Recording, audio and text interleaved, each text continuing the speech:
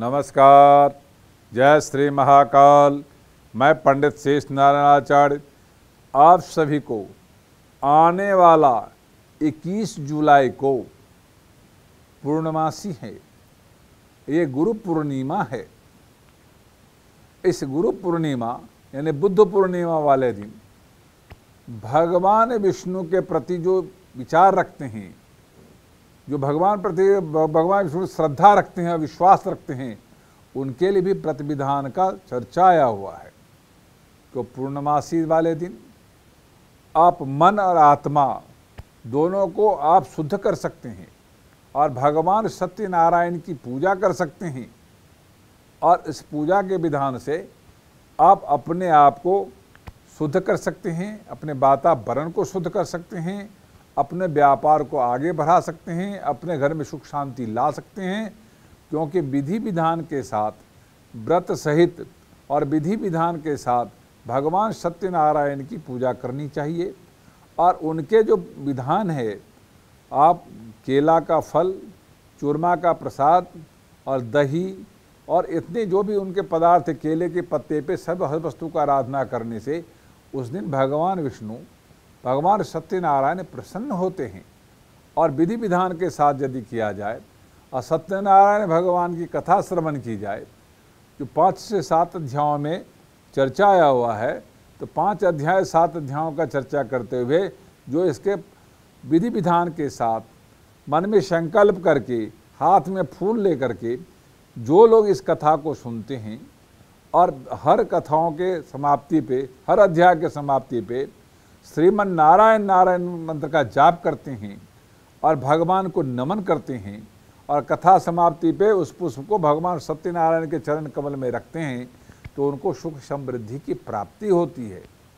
अब आइए, उस दिन गुरु पूर्णिमा भी है। आपको यदि किसी अज्ञानता को समाप्त करने की जरूरत होती है, तो आपको ज्ञान प्राप्त करने की जरूरत होती है, तो गुरु उसमें सबसे बड़ा सहायक सिद्ध होता है। तो शास्त्र मानता है आषाढ़ के पूर्णमासी में गुरु के प्रति यदि आप ज्ञान प्राप्त करना चाहते हैं, अपने घर में सुख समृद्धि लाना चाहते हैं, अपने आप को आगे बढ़ाना चाहते हैं, तो ज़रूरत है आपको जो भगवान के स्वरूप को मान करके और अपने गुरु को आराधना करना चाहिए।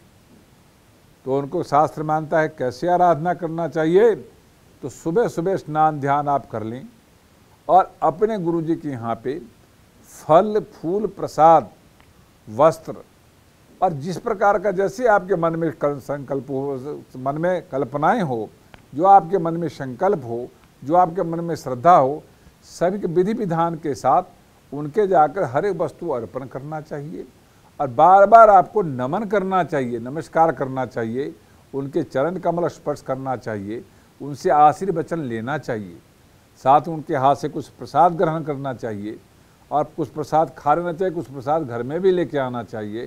तो शास्त्र मानता है जो गुरु पूर्णिमा वाले दिन जो अपने गुरु की आराधना करते हैं, उसे भगवान विष्णु प्रसन्न होते हैं, भगवान शिव प्रसन्न होती हैं, माता लक्ष्मी प्रसन्न होती हैं, साथ में आपके घर में माता पार्वती के साथ महालक्ष्मी प्रसन्न होती हैं।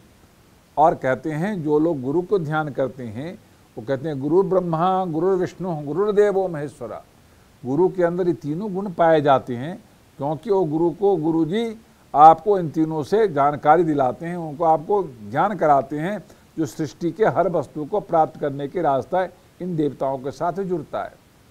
तो गुरु सर्वोपरि है, गुरु तत्व ब्रह्म है, जो हर तत्व की जानकारी देते हैं। इसीलिए उस दिन गुरु पूर्णिमा वाले दिन आप गुरु के चरण कमल में बैठ करके उनसे कुछ कथा श्रवण सुने, कुछ आशीर्वाद प्राप्त करें, अपने दुख की चर्चा करके दुख की समाप्ति के रास्ता ढूंढें और सुख के प्राप्ति के रास्ता खोलें। आज गुरु जी से चर्चा करने के बाद, उनको बार बार नमन करने के बाद और अपने घर पे आप आएंगे, तो उस दिन गुरु दिवस माना जाता है। तो घर से बाहर जहाँ भी आपको मौका मिले, जिसको भी आप गुरु मानते हैं, माता पिता से लेके, ज्ञान देने वाले से लेके, मंत्र का ज्ञान कराने वाले से लेकर के, जो आपको अच्छी रास्ता पर ले जाओ, सब गुरु हैं, सबको आप नमन करते हैं और नमस्कार करते हैं, उनके लिए कुछ न कुछ अब कुछ भाग निकाल देते हैं और नमस्कार करके अपने घर में प्रवेश करते हुए गुरु जी के आशीर्वाद लेके आते हैं तो आपके जीवन में सफलताएं प्राप्त होती है। ये पूर्णमासी उत्तम पूर्णमासी है। इस पूर्णमासी को आप भगवान विष्णु, माता लक्ष्मी, भगवान सत्यनारायण की आराधना, साथ में अपने गुरु की आराधना करना ना भूलें। जो लोग इस दिन को भूल जाते हैं उनको कई प्रकार का कष्ट का सामना करना पड़ता है।